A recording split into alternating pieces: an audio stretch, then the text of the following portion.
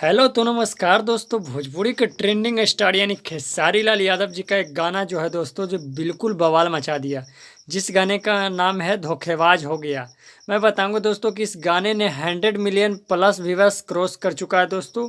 जो खेसारी जी का बहुत ही बड़ा वाला सॉन्ग आया है। मैं बताऊंगा कि खेसारी जी अपने फेसबुक पेज पे इस पोस्टर को डिजाइन को डाले हैं दोस्तों, जो मैं इस वीडियो के साइड में आप लोग को स्क्रीन पे दिखा रहा हूँ।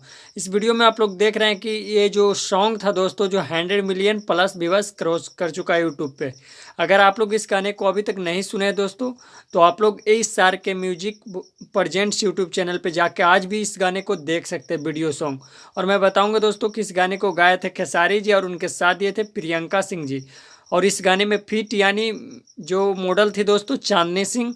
तो ये गाना बहुत ही बलाल सॉन्ग था दोस्तों। ये गाना हर जगह पे बजा है।